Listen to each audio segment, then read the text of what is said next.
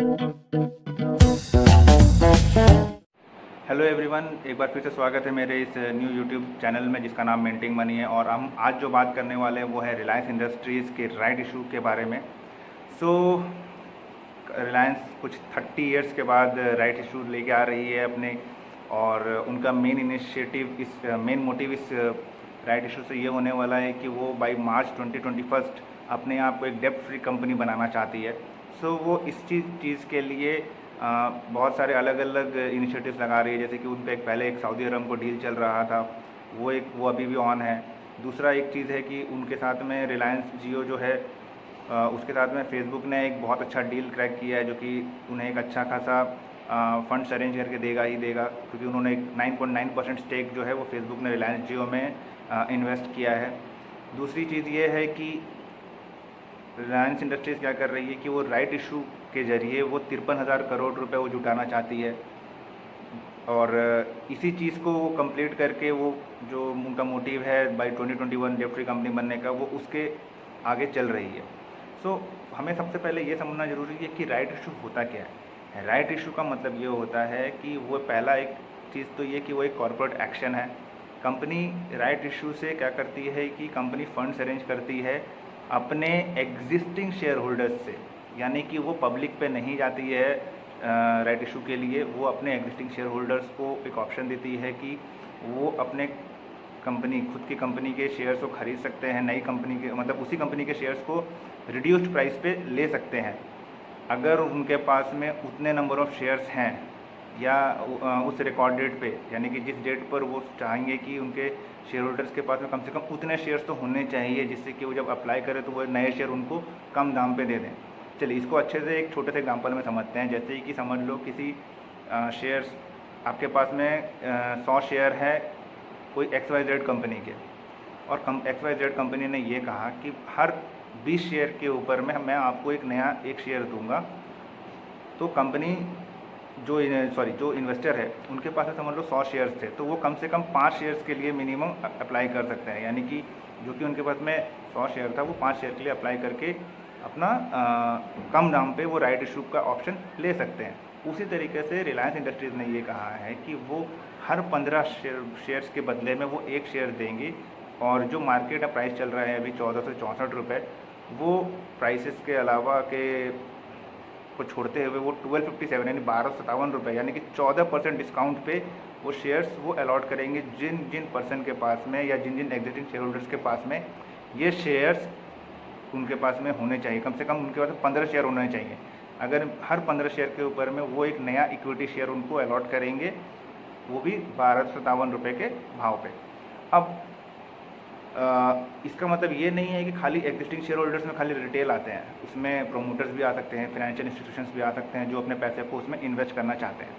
अब एक और चीज़ ये है कि कंपनी ये वाला जो राइट इशू लेके आई है, ये बताता है राइट कॉर्पोरेट एक्शंस क्यों होता है। कॉर्पोरेट एक्शंस होता है कंपनीज अपने स्ट्रेंथ को बताती है कि हाँ मैं इतना स्ट्रांग हूँ कि मैं एक नया कॉर्पोरेट एक्शन कर सकता हूँ। जैसे कि समझ लो जैसे जब इलेक्शन होता है तो एक पॉलिटिशियन कैसे बताता है कि हाँ मैं बहुत स्ट्रांग हूँ, उसकी स्ट्रांग रैलीज होती है, वो बहुत सारा जगह पे अपना बड़ा बड़ा इवेंट करवाते हैं, इवेंट में बहुत सारे लोग आते हैं, तो इससे पता चलता है कि हाँ वो कितना स्ट्रांग है। तो एक कॉर्पोरेट कंपनी जो है वो अपना स्ट्रेंथ कैसे दिखाएगी।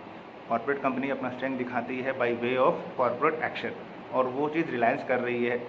रिलायंस ने जो क्वार्टरली रिजल्ट्स अपना अनाउंस किया लास्ट गुरुवार को, उसमें एक चीज़ देखने लायक ये था कि ऑयल एंड गैस सेक्टर से उन्हें बहुत ज़्यादा इस बार नुकसान हुआ है, प्रॉफिट्स उनको एकदम भी ठीक से नहीं हुए हैं। पर जो कि रिलायंस एक बहुत ही डाइवर्सिफाइड कंपनी है, उनकी हर जगह हर मार्केट में उनकी कुछ ना कुछ इन्वेस्टमेंट रहती है, तो उस बार उन्होंने उसको हेल्प किया है बचाने में। जैसे कि रिलायंस जियो के इस बार के बिजनेस जो है उन्होंने बहुत अच्छा प्रॉफिट्स क्रैक किया, और उसके साथ साथ जो उनकी अलग रिटेल बिजनेस है, आप रिटेल फैशन देख लो या उनकी फुटवेयर्स वगैरह कंपनी देख लो, उन्होंने बहुत अच्छा प्रॉफिट इस बार ग्रोथ किया है, जिस चक्कर में जो ऑयल एंड गैस का जो नुकसान था उसको कुछ ना कुछ तरीके से उस नुकसान को उन्होंने करीब भरपाई कर दिया है।